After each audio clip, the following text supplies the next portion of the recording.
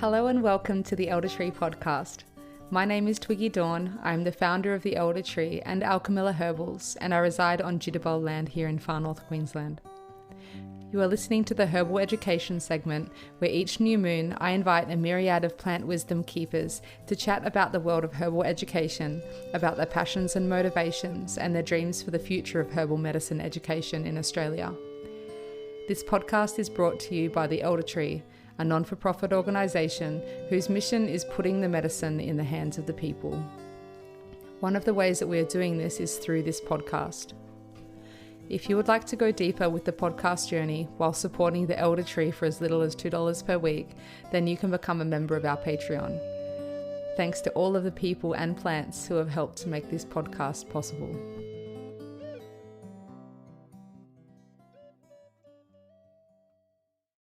Today's interview is a great discussion with Kat Green from Everyday Empowered. This is her third time on the podcast. I just love having chats with her. She's a home herbalist and a grassroots community herbal educator and organiser, and she's doing incredible things with her business Everyday Empowered and running beautiful events like Herbfest. So in this episode, we discuss subtropical herbalism. We explore the challenges and the considerations of growing and harvesting plants in a subtropical climate, as well as the importance of sourcing medicine locally. We talk about such things as like ancestral connections to plants, the impacts of colonization on herbal medicine, and the need for responsible and ethical practices when working with native plants. We also had a bit of a discussion about Herbfest, which is coming up on the 18th of June, 2023. So about 5 weeks after this episode goes on the air. And if you haven't heard about it, check out the link in the show notes. It's a really beautiful gathering. You'll get to hear a bit more about it in this interview. I'm coming down. I'm going to be presenting at it, which is a great honor to be alongside all the beautiful people that are presenting at this event. And I fully support everything that Kat does. And yeah, I hope that you enjoy this interview. Hey, Kat. Welcome onto the Elder Tree podcast for the third time. You're our record-keeping interviewee. How are you going today? I'm really good. I'm really looking forward to having a chat with you. Yeah, me too. I think that's why we keep inviting you back, because it's so good to have a chat. And today we're going to be talking about something, one of the many things that unites us, which is around subtropical herbalism and what it is to, what it's like to be growing and harvesting, making medicine in this climate, and what are some of the issues we might face, and some of the considerations with dispensing, and just the whole culture and world of being in a different, climate that we're both living in. So you're down there in Sunshine Coast. I'm up here in far north Queensland, and yeah, I'm technically in a tropical region, but I'm up higher, so I'm in the subtropical kind of microclimate. So I think that we have pretty similar plants and similar kind of pros and cons that might come up in the space. Yeah, it's so interesting even having said that, because even on the Sunshine Coast, like we're all subtropical, like there's so many microclimates on the coast, because we've got like the more inland areas and then up in the mountains, and people like actually have different growing, like they're able to grow different plants even in this small region. So I just find that really fascinating in terms of, the stuff, or like even just like my property's really rocky and dry, and so there's some plants that I'd love to grow but I can't really grow here. So there's that opportunity to like work with other people and say, well, can you grow this because you've got like a moister field, or I've got a medicinal patch at my friend's farm who's got better soil for certain things. And it's even just being in that subtropical environment, there's still so much diversity of what we can grow or what weeds show up for us. Like I can never get plantain. I've got to like literally go somewhere and transplant it and put it in my veggie patch and be like, please grow and stay with me, plantain. Yeah. Yeah, yeah, it's amazing that when you can have access to all those, different microclimates and have a network of people growing in those different microclimates. Like I struggle to grow neem here, yet I live kind of on the border of the sclerophyll, which turns into the savanna land, and in the savanna is all the like wild neem stands and all this kind of tropical drier plants out there that are kind of like dry Yeah. tropical India and dry tropical African plants that have ended up out there somehow that I can kind of wild harvest that Wow. I struggle to grow here in the more wetter tropics.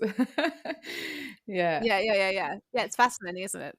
Yeah. Yeah. And there's this whole, there's been this increasing awareness around like eating seasonally, locally, and organically. But I think when it comes to like our medicine, where we're sourcing our medicine from, we're still as a country kind of yet waking up to that. There's a lot of import, export, there's a Yeah. lot of medicines kind of flying and shipping all over the place. And yeah, if you can tap into your local region and all the subclimates that are there, you can probably actually like source such a great diversity of different medicines. Yeah, yeah, that's one of my big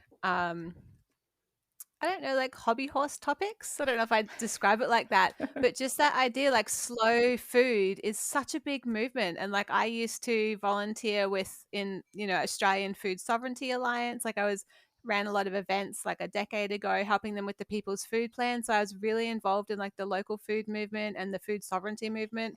And I don't really see that same like parallel, like you said, in the medicinal world. Like, we're not talking about slow medicine, for example, which I want to start talking about so much more because I'm so passionate about it. Like actually getting medicine from your place and knowing the people who grew the medicine and having that respect. It's something that I taught in my course in February, embodied herbalism, herbal tastes, that a herb, depending which environment or microclimate is grown in, it will taste differently because Hmm. the herbs aren't actually making medicine for us. Like they're making medicine for themselves because they're using that medicine to help them adapt to the environment. And so even when you're working with thyme, like say thyme in its native Mediterranean climate, it's going to be very different to a thyme that I probably grow here in the subtropics because it needs different defenses to respond to its environment in my subtropical, so its medicine's going to be different and the constituents are going to be different. Like it will still be thyme, but it will have variations. And that's why I love teaching through herbal tastes and through your senses, because you can actually pick that up in how it smells. You can pick that up in how it tastes, and you can get to know the plants that you're actually working with. Hmm. Yeah. Yeah, yeah, that's a definite thing, and that's something that it can be hard to find information about, and so it's good, yeah, like what you're saying, that training people in how to like use the observational skills and their senses to be able to connect with that. I remember when I went down to Melbourne a few years ago, and I found some lemon balm growing at my friend's place, just wild, and I harvested some and made a tea, and I just made it with such a tiny amount of leaf, and it the flavor, I actually, as soon as I had my first sip, I just cried and I was like, I'm not making lemon balm tincture up in the tropics anymore. Like I Oh, actually didn't realize what I was missing what it out meant. on, like I was like, this is lemon balm, like this isn't, I'm growing it up there, and Yeah. and I've managed to be able to create an environment in the garden where the lemon balm's thriving and looks really happy and vital. But then when I make a pot of tea, it doesn't taste like that. It's very tanniny. It doesn't have the essential oil content, and I've grown it in quite a few different different properties around far north Queensland, and it's the similar thing of like not much essential oil content but a lot of Yeah. tannins. And whereas down in Victoria it was the opposite, there was like barely any tannins, the color watercolor didn't change all that much, and it wasn't, yeah, it was like the essential oils were right there, the real lemoniness. And so anyway, Yeah. I still Yeah. make the Super tincture fascinating. because I get good feedback from people that are using it. But yeah, it's Yeah. definitely totally Yeah. But it's different. like subtropical. Yeah. And Hmm. but I think that's still, you can still work with the plant, so you can still have the connection. But I think that also speaks to like not just rote learning herbs because they're part of our Western herbal tradition, but really trying to learn the herbs that do grow in your area, because we can grow lemon balm. And I mean, I can't grow lemon balm. The grasshoppers always get my lemon balm. Ah. And I'm always like, oh, if it's a sacrificial plant and my other herbs will be fine and my fruit trees are fine, like, oh, I'll sacrifice lemon balm unwillingly. But yeah, there's something to be said for, like, I think in the subtropical environment, for my approach anyway, like, I grow plants that I want to connect with from an ancestral point of view, Mhm. or plants that I want to connect with because that's really a part of the lineage that I've studied with and that I've learned. But that that can't make up my whole garden because I don't think that they thrive as abundantly here. So then I'm also having to learn plants that are the wild weeds of this area, or maybe some of the more Ayurvedic plants that grow more easily in my environment. And so I think that, by its nature being in the subtropics, like, we're going to have much more eclectic gardens, Mhm. probably drawing on different traditions. I don't know if you find that at all. Oh, definitely. I look at the weeds because I love working with weeds. I love working with plants that are like have kind of chosen to be there and are just thriving without needing to be domesticated or anything. And Yeah, yeah, there's like so many tropical Asian herbs. The gotakola, coming I in know, right? and I love like body cola. yeah, it's just so good. It's just everywhere here, and it's like it's actually like well, I think must be one of like the largest spanning herbs in terms of where it's spread to in the world. And like I love looking at that. It's like this Asian heritage, and then there's like I see these traditional Chinese herbs come in, and like African herbs, and all these different from like around the world are the ones that have come in off the people's shoes or in some pot Mm, of some plant that got shipped around somewhere. I don't even know how half of them come to be here. Bird poop, however the heck they've yeah, made their way here. They're like, there's just a whole international medicine garden just wild growing out there, let alone what choosing to cultivate as well.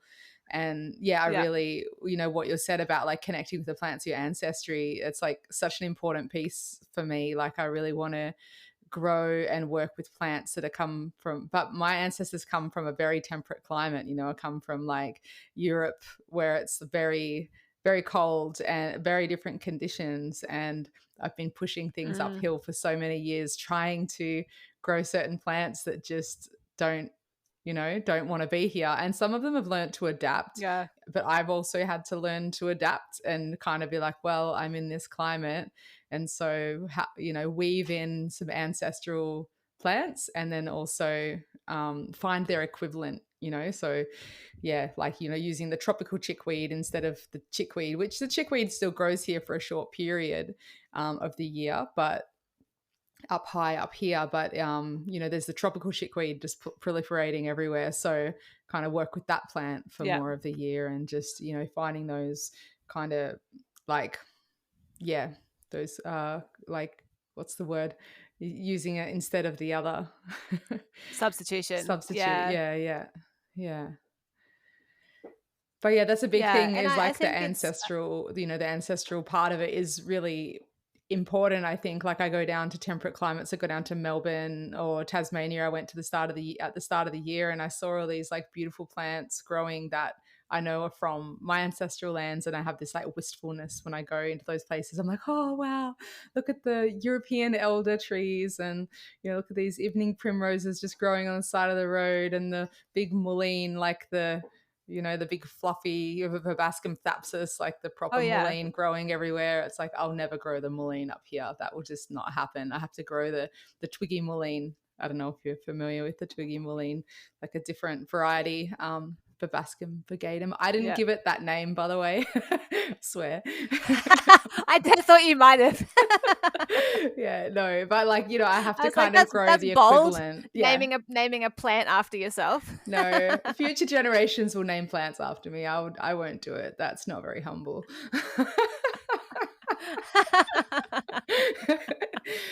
Yeah, but yeah, I see those plants and I feel wistful, but instead I just try to grow the closest equivalent and yeah, just surrender to the environment that I'm in.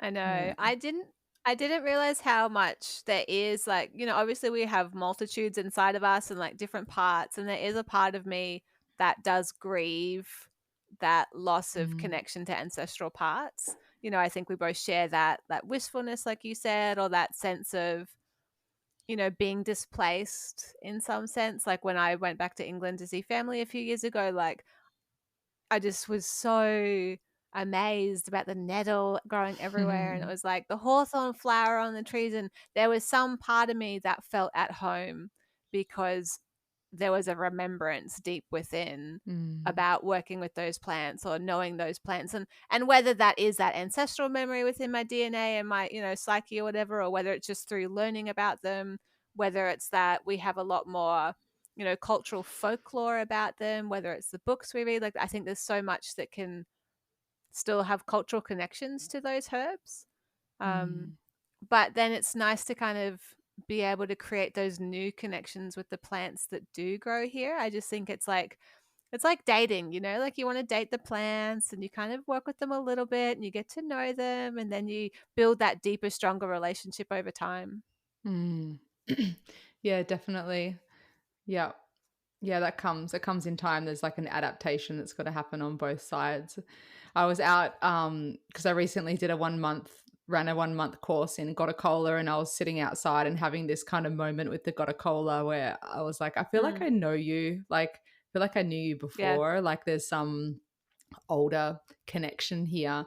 And I was thinking about that and thinking about how, like, the Gotta Cola is from like tropical Asian countries, where it originated from. And like Asia's actually on the same landmass as a lot of Europe, of where I come from in Europe. And I was like, oh, actually there was, they didn't even have to travel on boats to be able to trade medicine. So it's highly likely Yeah. that a lot of these plants that seem like, well, I imagine they must be quite foreign to me and not ancestrally connected, but my ancestors were probably Yeah. taking them and working with them in sometimes we know when there was trade across the land, Yeah. which has been happening for thousands and thousands of years. So yeah, I had some kind Yeah. of sense of peace in that, of like, well, I actually don't know the whole story.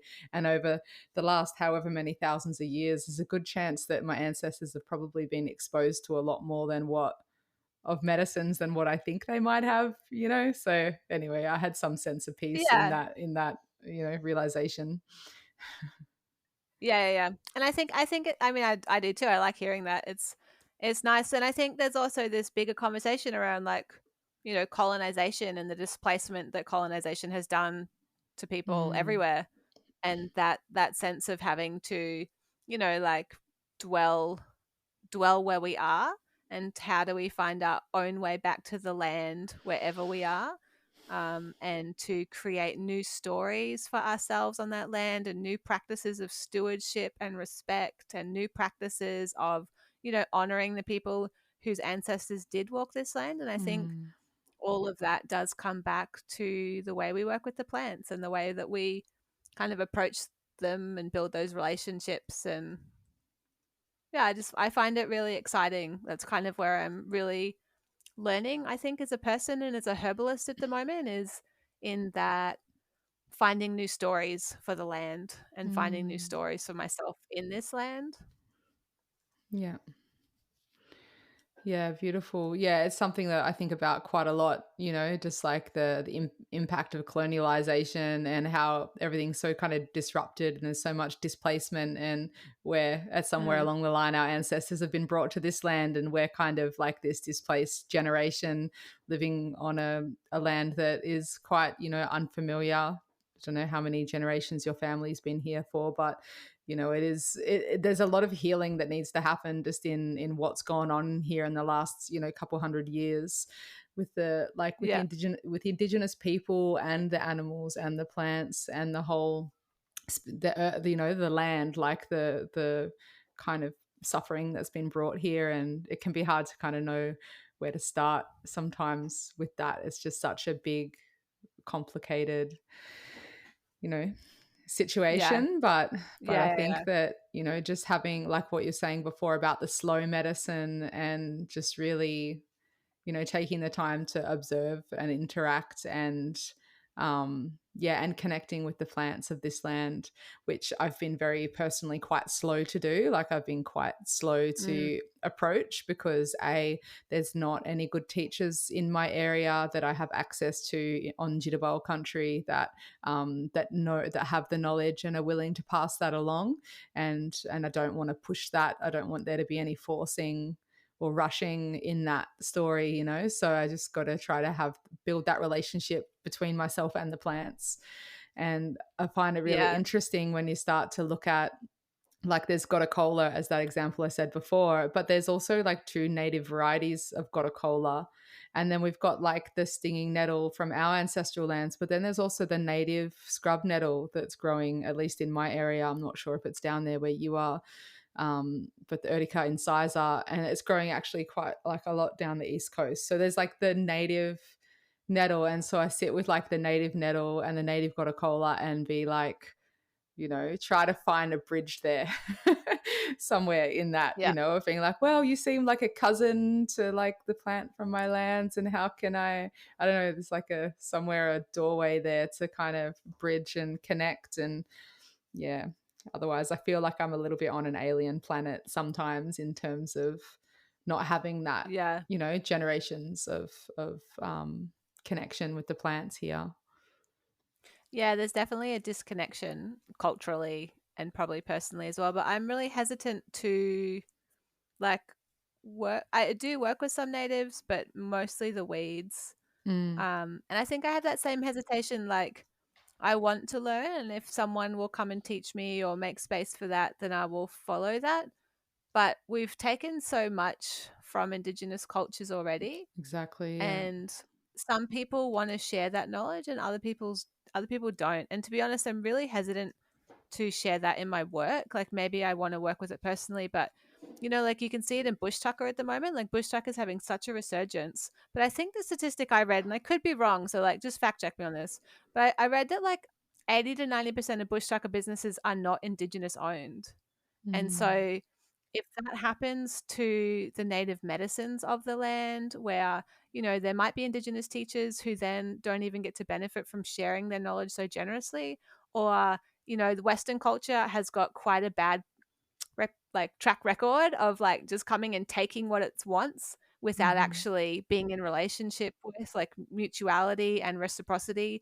And so in some ways I don't want that to be common knowledge until we also have a culture that has got stewardship built into the heart of it, like Definitely. respect and this give and take. And I kind of feel like that time, like we haven't shown ourselves to be honorable as a culture to be worthy of that knowledge in some ways. Like we need to do a lot more conservation and reparation and care of country before we're allowed to like learn and use from country in a way. I don't know.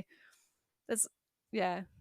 Yeah, I feel exactly the same. I feel, yeah, entirely the same.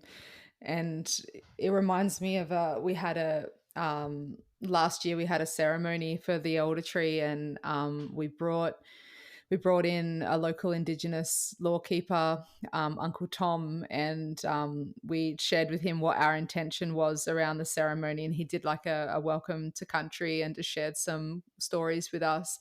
And we showed what our intention was with the ceremony and what we were kind of coming together for the intention of the elder tree, but also for the intention of there being like custodianship of medicines around the world, of there being like a shift back into that way of being.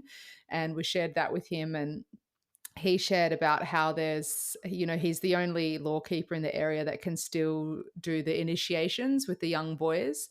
And he said there's this particular tree that's a medicine source, but it's also like a necessary tree for this initiation practice. And there was these people that came in. He said, oh, these herbal medicine people came and they wanted to know about this tree, and I wasn't going to show that to them because there wasn't many left. And but someone else, some other, you know, jitterbug person in the area showed them the tree. And then when he went back, the last remaining trees that he knew of were gone, like just chopped down and gone. And then they didn't hear from those people again. And he was just crying, and he was so angry. And he was like, how is this, like this is a total breach of trust, and we relied on these trees for this initiatory Oh, practice, and we're all just mm, crying with this story. And it's just such a that's exactly the kind of thing that can happen when the information's in the wrong hands and the wrong people come in without the right knowledge of how to like work with these plants and work with the traditional people of the land, and work with the plants in such a way that actually ensures abundant future harvests yeah. as well. So, and that's kind of the story that's gone on and is still going on around the world, with different foods and medicines. So it's there's, yeah, Mm, like you say, there's a definite thing that needs to shift first. So it's also a topic that I'm quite careful around. And when it comes to native medicines, I don't really kind of post much about it or say too much about it or tell people where I'm finding things when I do find my little harvest, that I'm very careful to, yeah. harvest in such a way that's spreading more, ensuring more for the next season. Yeah. Yeah. Yeah. And I think as herbal educators, like I don't teach natives. If I ever do, it would be from an Indigenous teacher that would come into a workshop who wanted to share that knowledge. Mm. But I think that, as herbal educators, we have a responsibility to be advocates for the plants. And as, people who teach wildcrafting and teach foraging, we need to be very vocal about teaching responsibility and about teaching ethics and about teaching um, relationship to place, and that it's not just taking. And I'm getting more and more strongly vocal about that. Maybe in my mind, I don't know if it comes through in my work or my writings and yeah. But it's kind of what you said, and that gets back to the where we started with subtropical medicine. Like, it does come back to knowing what plants grow abundantly in your area, because the easiest way to be sustainable in harvesting and working with plants is to work with what grows easily and what grows abundantly, and rather than working with whether it's natives or whether it's weeds or even whether it's garden cultivated plants, if they're only marginal, they'll be precious or they'll be at risk of taking too much. But like, say, Tulsi is just it's out of sight here. Like, it just grows like above my head. It's very abundant and it grows so easily. And so that's a medicine that, I feel comfortable teaching and working with, because it's so easy and it's abundant and it's easy to care for. Versus, and from an adaptogen point of view, like, it's fascinating that it's just like a basil bush, versus like I've also going to start planting some withania, and Mm. Jess was telling me it takes 3 to 5 years before you can harvest the roots. And I'm like, just even that, the sustainability kind of not issue, but just the sustainability considerations of working what parts of the plant you're working with, Yeah, yeah. and how I was just finding that really interesting, and how sometimes I don't know if we respect the root medicine enough. Like, that's a long time for a plant to be growing and like accumulating that vital force and that energy, and that we kind of want to approach that with reverence when we work with roots, rather than be like, chuck some withania at it. Everyone needs withania. It's like, no, that's like 5 years worth of growth. Let's sit with that and let's be really intentional. Definitely. Yeah. I still haven't been able to quite bring myself to rip up my ashwagandha plants and kill them to get their roots. It feels, oh, no, haven't quite been able to do that. It's easier with the comfrey and the plants that are like, that die back down to the roots for the winter, and somehow it doesn't feel so Yeah. bad. And then you pull out the roots and it just creates You're just more taking roots, it out. more plants. And so, yeah, the ashwagandha, yeah, definitely. That's, something we need to be, yeah, considering that, how long it takes. You got something like rhodiola, which is like a endangered plant, and so slow growing and only grows in very, very specific, like alpine cliff faces and like really, high, cold, rocky places, very specific climates. And people just kind of, some people are being quite flippant with it, like what you're saying with the ashwagandha root, and not necessarily considering what it takes, how long it takes for that plant to even get to a point where it's ready to harvest, let alone Mm. yeah, just whether or not there's going to be enough next year or the year after, or yeah. So What on it's a lot to abundance, like, what consider. do you find what do you find grows most abundantly in your area? Well, gosh, it's, yeah, I mean, So much. It's like life just grows. It's yeah, it's there's like all the tropical spices that are like, more classically considered culinary spices, but they're highly medicinal, like all the lemongrass and the galangal and the ginger and the turmeric and all the different kinds of ginger that I've got and all the different kinds of turmeric that I've got. And actually, I harvested a whole bunch of turmeric last night. There started being some snuffly noses in the house. I was like, that's it. I'm chucking all this ginger through a juicer, and it's like, hang on, this ginger's like the wrong color and it smells totally different. And it was like some other Uh, weird species of ginger that looked just like ginger. And I'm like, I don't even know what type this is. I'm chucking it back in the garden. And, there's all these kind of interesting, like 4 different types of turmeric here, or 5 with the native one in my garden. And yeah, so there's all the like tropical spices, can go. I've got a lot of the chai spices, like the pepper, a little cinnamon tree, and nutmeg tree. There's the native nutmeg here, the insipida, but it's not the same to use. And cardamom. What other spice things are there? I don't grow tea. I've managed to kill the tea bush a couple of times, but there are a lot of tea farms in the area. So I could oh wow, theoretically, once a lot of these chai spice trees have grown older, I could make some tropical chai spice blends, which is highly medicinal. cool. It's Yeah, I know. chai is another one of It's those kind of amazing. overlooked like medicinal brews, decoctions. But yeah, and then there's all the kind of I don't even want to say substitutes because it sounds disrespectful, but like the I've got the motherwort, but I've got the kind of motherwort that can grow in the tropics better. And I've got the mullein, but I've got the kind that grows in the tropics better. So I've like learned what how to kind of work. I've got Spilanthes prolifically going right now, and Rosella. I think I saw you harvesting Rosella the other day.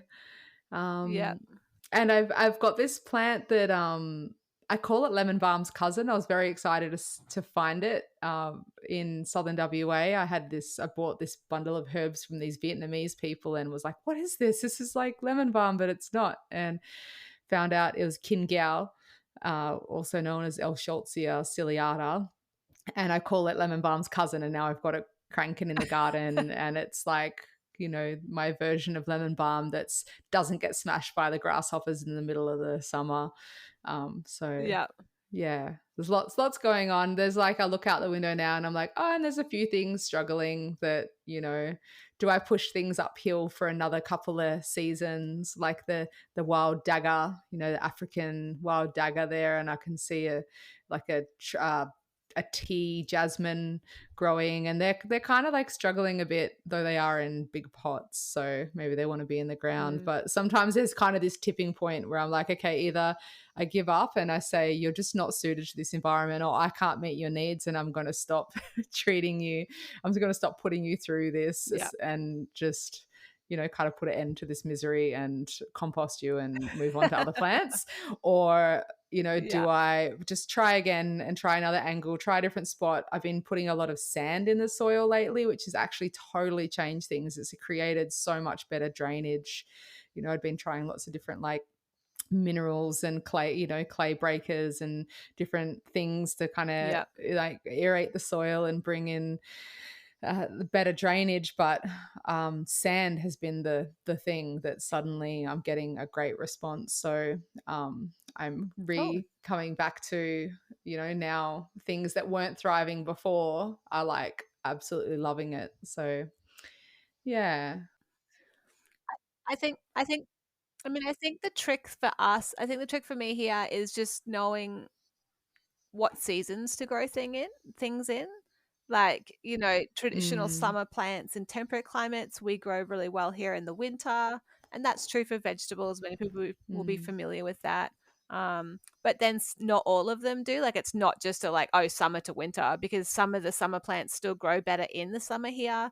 They just might need like a more shadier position. So I think it takes a bit more trial and error, I think, to figure out what will grow best in what season and exactly finding the right place for it. Like, it's not as straightforward from that point of view. Yeah.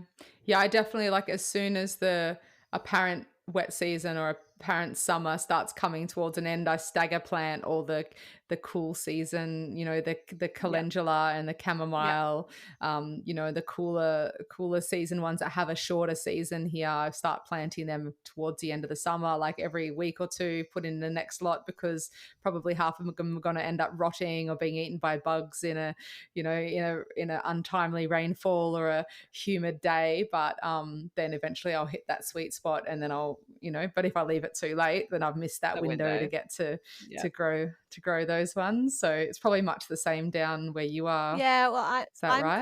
I'm learning to wait a little bit and just plant out in little pots before I put it in the garden to like get them bigger, Mm, to get my seedlings bigger. It's just I don't know, the last couple of years, it's almost like the seasons have just shifted backwards. Like we had a really dry spring here and then it ended up being summer, but it was like everything was just 2 months backwards. And so we're still getting a lot of rain now, whereas traditionally our rainy season would have been like, January, February into March, but now it's kind of shifting into April, like May. Like we had flooding in May a year or two ago, which was like unheard of. So it's mm. interesting playing around with that as well. I mean, I haven't been growing long enough, so I mean, I don't know, but it's just my observations and from talking to people. It just things are shifting. It seems. Yeah. Yeah. Yes, and it's hard to predict what's coming, so you just kind of got to do your best and use your Yeah, intuition and I try and know. try And again the and plants that make it are supposed to be there. count your losses sometimes. Yeah. Yeah, I'm yeah. trying to establish I tried to establish Yeah. seedlings in the summer, but it was too wet for them. So I'm even though it's not necessarily the best growing season, I'm trying to establish some seedlings now so they're strong enough when it comes to their growing season. So that's my new strategy for this winter is to just get things maybe a little bit more Mm. established because I lost quite a few seedlings last summer. Um, yeah. Yeah.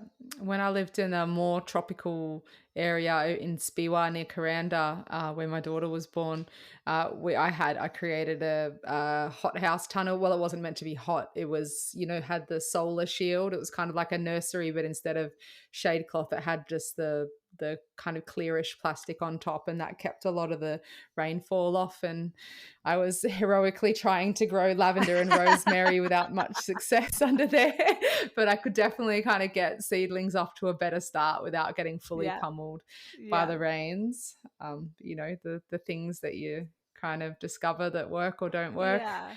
Yeah, I I just don't bother trying to grow lavender now. It just cuts my soul, Yeah. but Yeah. We just can let grow go. lavender. It's all right. We can yeah. It's not as yeah. We can Yeah, you can yeah. grow lavender there. Yeah. I know. Nice. I wouldn't It say it's gives me like hope. super I don't know. Again, it gets back to the microclimates. Like some of the plants do well, some of them don't. It's not as abundant as other things. So it's all just individual plant. Yeah. Mm.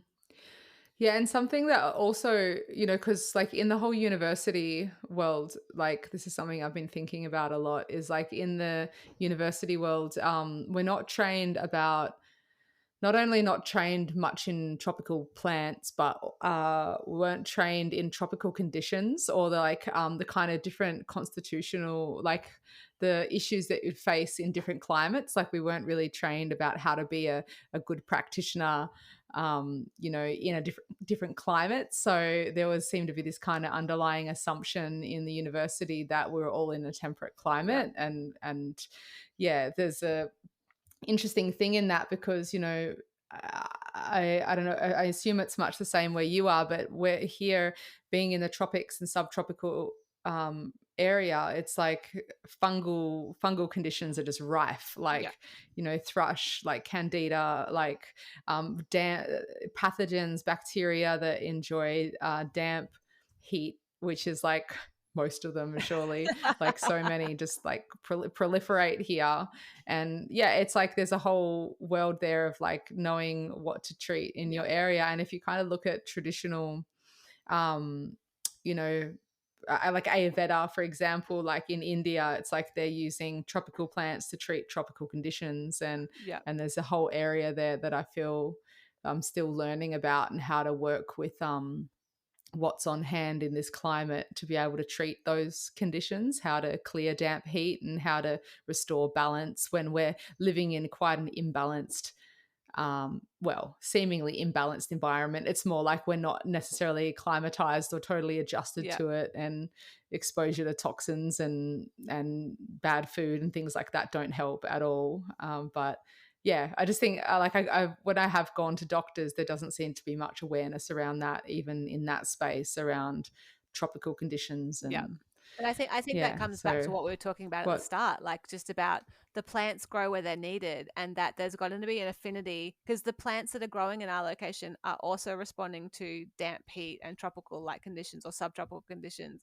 And so their mm, defenses are going to be for that environment as well. And so if we look to the medicine that's growing outside our door or growing out in the field that we drive past, like that's going to be maybe more aligned because we're facing the same situations together. And even what you said with like your lemon balm being more tanniny, like the plants make the tannins to help with cell wall integrity so that they can keep water out, yeah, so yeah, that's a really it needs it more where you are. It needs more tannins to help with cell structure.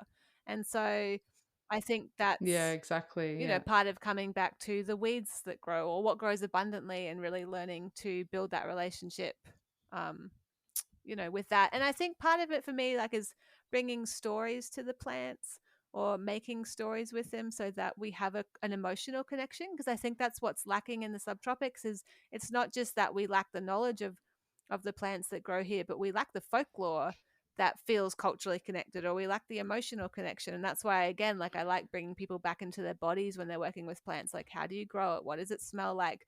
Doing plant Mm, spirit communication or just meditating, sitting with the plants. Like, what does that feel like? What kind of images come to mind or what stories? And like, I teach a lot of kids herbalism. And so I'm always teaching through story. And so it's how do we weave these plants into our stories and into our traditions and into our kind of daily life more. And I think that's when we'll feel that mm, more like cultural resonance with them or maybe heart resonance with them because it's not just reductionist medicine like I'm going to work with you because you've got these constituents or I need you, but it's like, oh, I'm going to work with you because we're friends and because when I know your name and I yeah. walk outside the door, like I just dropped my kids to an activity this morning and there was a nodding top on the driveway where we went and I was like, oh, hey, nodding top, like it's really good to see you. Like there's kind of a sense of familiarity and a sense of being at home when we know some of the plants that grow around us. Yeah, definitely. Yeah, connecting to the folklore of the plant and finding what the new stories are can be like such a journey. That's what, one of the things we've been exploring in my meandering medicine course. Like we did a whole month on elder, and but up here in the north, the all the elders, I've only ever seen the canadensis, like the Yeah. American Canadian elder growing around here. I haven't seen any of this. The European elder.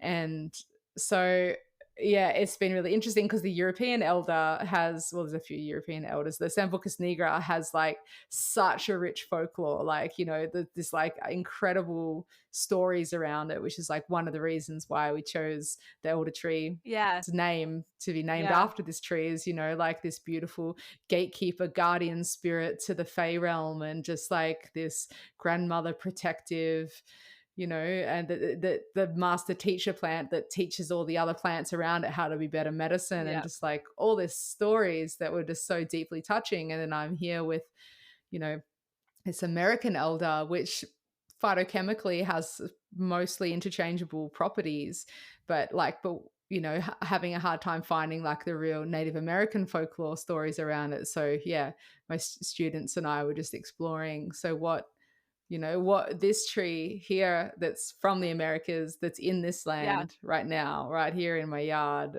or in the wild, like what is your story when you're from that land, but yet your roots are in this land? And so what new things emerge in that? And Yeah. so it was really interesting then seeing all of my students' different observations of this tree and different patterns emerging of what, archetypes and what stories and feelings and, all of that they were having, and kind of weaving that together and kind of re-meeting elder in a way, kind Yeah. of being like, wow, yeah, who are you if I don't just label you as something according to some book somewhere? Yeah. Like, who are you now, allowing you to be a growing. That goes back to relationship, doesn't it? Like, we're Mm, not just learning through our heads and through books and through what people have told us, but we're learning through our own experience of the plant and our own relationship with the plant. yeah. And I think in some ways we're very lucky. Like, that's the flip side. The benefit of being in the subtropics is we do have to create that. Like, we can't just take what's given to us and go, okay, well, I've got all my knowledge now. Someone else has done all the hard work. It's almost like we need to forge these relationships for ourselves here. And I think that's elder Hmm. is so abundant. Like, I kind of look at the Europeans and I'm like, oh, I'm so sorry for you. You only get flowers once a year and berries once a year. And I'm like, like, we get Yeah. them on this at the same time, like 3 times a year, and I can get flowers and berries. And it's kind of, we've got different stories because Yeah. it's growing differently. It's cool. Hmm. Yeah, we have it almost all year round here. Up here, I'm looking out over one that's flowering right now. It's just gotten to a bit taller Yeah. than me in only like two Yeah, I months. know. Yeah. It grows well. um, So yeah. yeah, We we lucked did. out on that.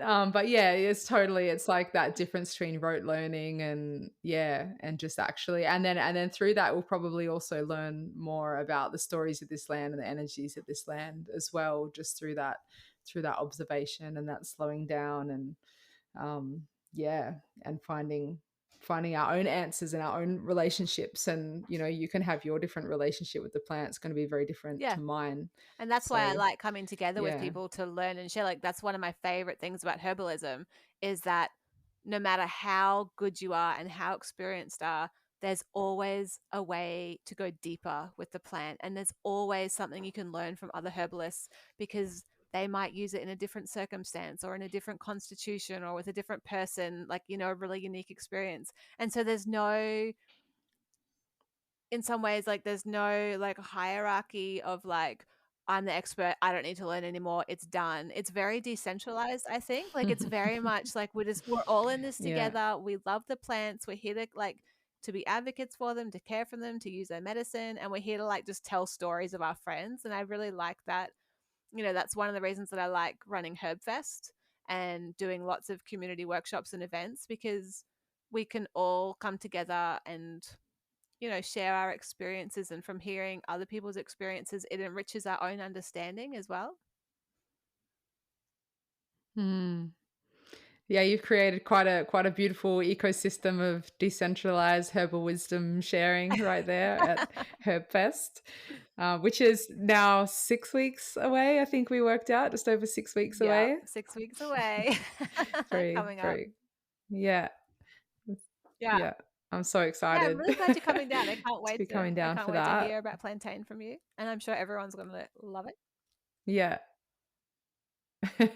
Yeah, I've actually got like sitting here behind me, I've got so many packets of plantain seeds that I was meaning to post to you and a Oh. whole bunch of people down there before now, to try to get people growing it in pots so we can have it there for my workshop. But anyway, we'll get there. But for the listeners that are listening to this that don't already have the pleasure of knowing all about Herbfest, can you tell us a bit more about Yeah. it? About this beautiful gathering? Herbfest is our biggest like community gathering on the Sunshine Coast, and we're getting more people traveling for it. So more of a like kind of regional festival or event as well. And it's just a celebration of like herbs and herbal medicine and our herbal community. And we have got like a speakers tent and a demonstration tent, and we've got like a herbal market area where it's all like handmade or hand grown herbal products, and the stalls are amazing. Like, people are so creative and so dedicated, and so much knowledge there, and there's so much diversity. Like, I'll just never get over how many people like work with herbs, in all of the different ways. Like, it's really a pleasure to be able to create this space for people to showcase their work, and I think as well to show to meet each other and learn.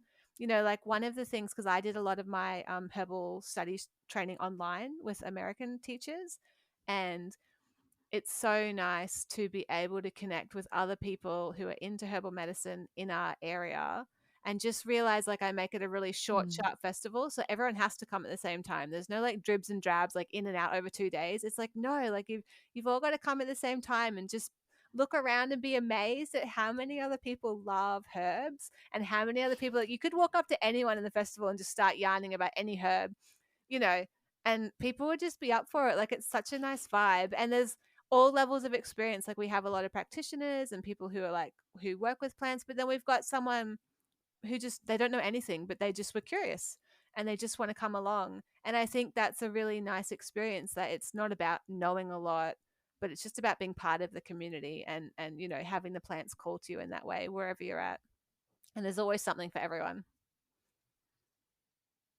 Mm. Beautiful. So exciting. Yeah, Herbfest is, so far as I know, the only like herbal, completely herbally focused gathering, like of such a scale. You know, there's small groups like you know, Rad Herbs or the Queensland Herb Society, and different you know, smaller meetups, you know, annual or seasonal meetups. But Herbfest is like the largest, you know, full big day Yeah. event like this, and in Australia. So it's really special what Yeah, you're thanks. creating. And yeah, thanks for doing that and for making that Well, possible. And it's like my yeah, motto. My for motto is being an life is inspiration. always better together. So I'm like, the more people, the better, because it's just life is better together. So it's so Yeah, yeah. exciting. Like this is the 4th year for Herbfest, so it's really exciting to have more people wanting to travel for it regionally. It's exciting for the first time to have speakers coming from, like, you coming from Far North Queensland, and we've got speakers coming up from Victoria and New South Wales. So it's really nice for my local herbal community to be able to, like, you know, learn from people around Australia and to be able to bring that kind of fresh inspiration and fresh momentum into our community, as well as highlight, um, you know, the amazing practitioners and speakers we have locally as well. And just to create that gathering Mm. place. Like I've got people who are going to have a stall for the first time this year, and they're just testing it out. Like some of them make products on a small scale, and they just want to, like, they plan it in now. People know that Herbfest is coming, and they know they can have a stall, and they know it's like a really nice, gentle way to, like, to create small batch medicine and have an avenue to explore that with the community without having to go full on into business yet. Like but then you have people who've been in business for ages selling really great products as well. So it's just a really nice day, and there's always kids running around everywhere. Like we make sure we have kids activities, and it's at a school oval, so there's a playground, and we've got live music and food and coffee. Yeah, it's just a really wonderful gathering. Yeah, beautiful. And so it's a one day big, it's all focused in one day, Yeah. right? It's not a camp out event. It's No, one it's huge one megalithic day. I know day. people want me to do it longer, but at the moment, I like to keep it short and sharp so that, you know, we come together. But also as an organizer point of view, it just makes it manageable for me. This is the first time though that we're Yeah. going to have master classes the day after. So you're going to do a master class on Yeah. plantain, and then Kimberly Ashton, who is teaching five Mhm. element nutrition, she's going to do a master class, and that's an opportunity, while we've got these amazing speakers on the coast, to be able to, like, go a bit deeper with them. And then I know that when people travel, some people Yeah. will hang around for that as well. So there is like a reason to be able to kind of travel and stay around for that. Um, yeah, Yeah. I'm really excited about it.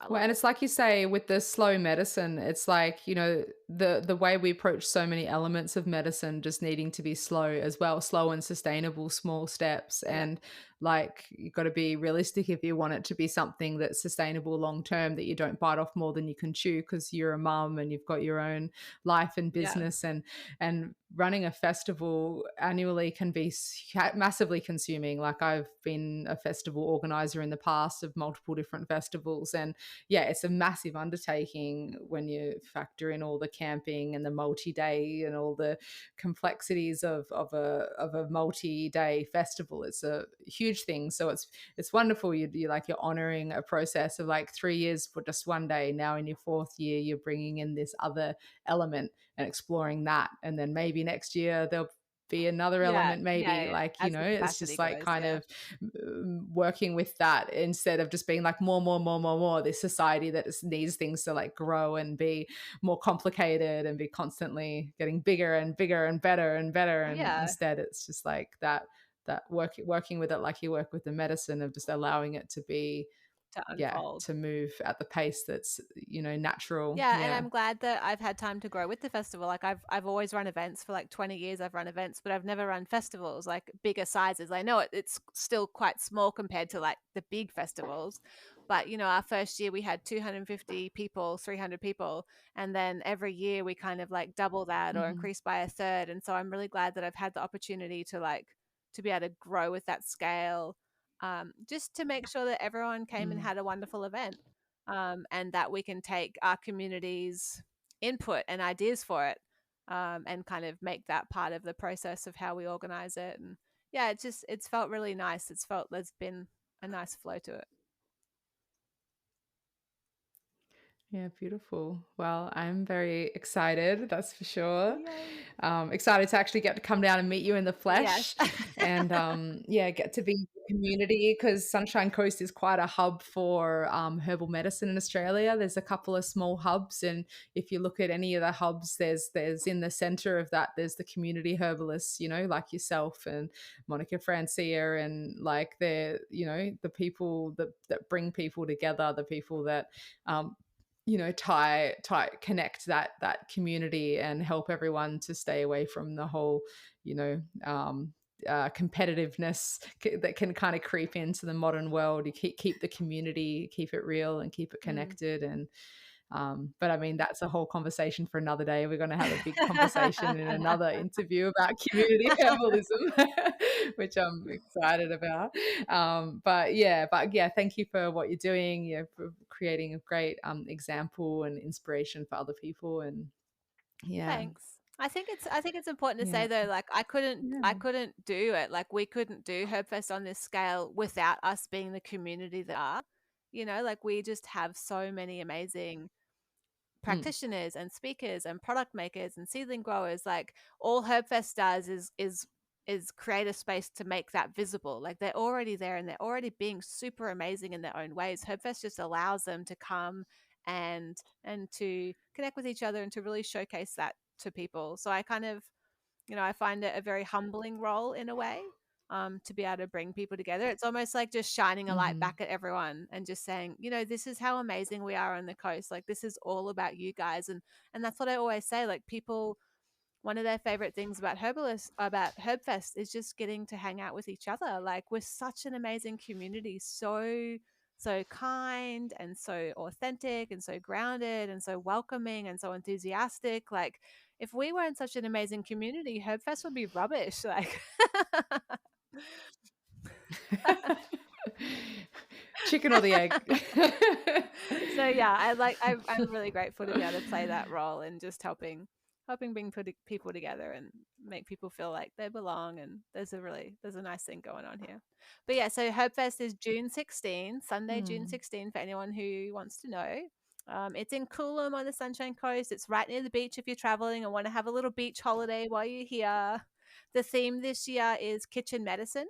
And so all of the speakers will be talking about some kind of aspect of kitchen medicine. We've got a local lady talking about how to use native herbs and bush tucker in the kitchen. So she'll be doing a recipe demonstration. Caroline Parker from Victoria is going to demonstrate a great. recipe from her new book, which it will be really exciting to see that. She's going to do herbal chocolate truffles. Um, we've got, I know, right? Wow. I'm telling her she's got to like, and there's going to be tasters, so you get to taste it, watch her make the recipe. So I'm telling her she's got to make a batch just for me. Oh. Who else have we got? Jess is going to teach like the medicinal properties of a dal and how to just make really simple, food as medicine recipes. You're going to be talking plantain. Kimberly Ashton's Mm, talking seasonal nutrition, which I just think is the absolute missing piece in the diet conversation overall. Like people don't talk about, eating seasonally from a medicinal point of view. So she's really drawing on Chinese medicine 5 element nutrition.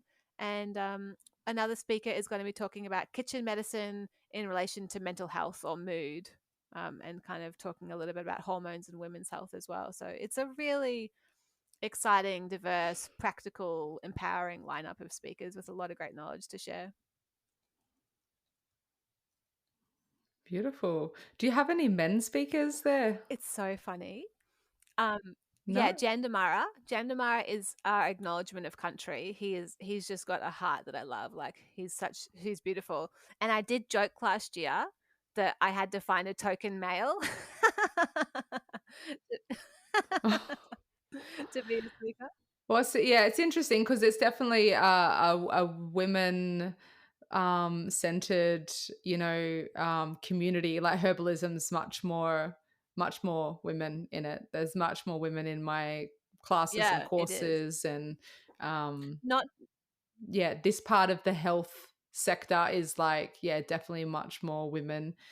Maybe partially because it relies so much, like true herbalism relies so much on intuition, and just like the feeling space and the cyclic awareness and all of these things that are kind of more likely, that women tend to be more naturally, connected to and have skills in, and perceptiveness and all of that, whereas the masculine qualities of the rational, the structure and the form and the mathematics and the kind of the different, there's the different realms that the men thrive in. yeah. Don't like to overgeneralize, but just in the observation of the patterns, then yeah. But I would love to see more men in the space. In America, it's Yeah. actually, it's No. not like this. It's actually it's in Australia that it's like Yeah. this. It's not like this in America with all the David Hoffmans and the Saja Pophams and the, just all of like the incredible, herbal educators and practitioners and all of that over there. So I'm sure there are really good male practitioners. I might just not be as connected with them, but we're going to have some male speakers next year. Yeah, it is beautiful. actually, it does amuse me. And I do wonder, like, whether it's just that we're a female community or whether it's because it's a woman initiated led festival, whether that changes anything, and just the people that I know and am in touch with. I'm not sure. Mm-hmm. It's really interesting. But yeah. Yeah, watch this space, see if that changes and evolves over time, if it's just this moment in time that it's like this, or if Well, and that'll I think as change. well, because, from now on, we'll Yeah. be able to, the festival's got capacity to bring speakers from interstate, they'll be able to look at men right around Australia who might want to come and speak and travel and still share. Yeah. Bring in Christopher Smith and Greg Whitten and Dipunka McCready's. I've interviewed a lot of really incredible herbal men wisdom Yeah. keepers, from around Australia. So they're definitely around. There's some incredible examples, but within this community, there's not much, that's for sure. So Yeah. yeah, Well, hopefully and that changes over if you time. ever talk to people who want to speak, just tell them to get in touch with me so I can keep them in mind. Yeah. Beautiful. Yeah. Nice. Well, I think we'll probably leave it at about there today. But thank you so much for coming on to our podcast for the third time. And we're already plotting and planning a fourth one. Yeah, it's just such a joy to get to speak with you and be able to bring your beautiful, shine your light to the rest of all the listeners of the podcast. So yeah, thanks for Yeah, coming on thanks so here much, with me Twiggy. It today, was really nice to have a Kat. chat and learn about how you approach subtropical herbalism and get to learn from you and hear your experiences. So thanks so much for having me. And can't wait to see you at Herbfest. I hope people Yay. who listen want to come as well. If you do, Yeah. come and say hello and tell me, like, I heard you on the Elder Tree podcast, and come and say hello. Don't feel shy. Beautiful. Alrighty. Wonderful. All right. Talk soon. Thanks, Kat. Bye. Bye.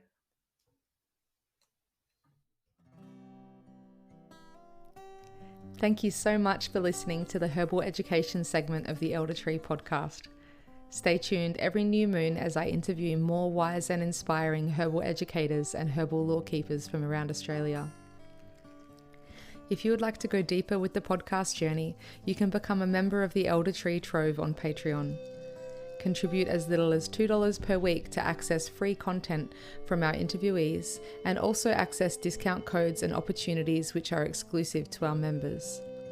You can find us on Patreon by going to www.patreon.com/theeldertree. Other ways that you can assist us in getting our offerings out there to more people in Australia is by subscribing and leaving a review on Apple Podcasts.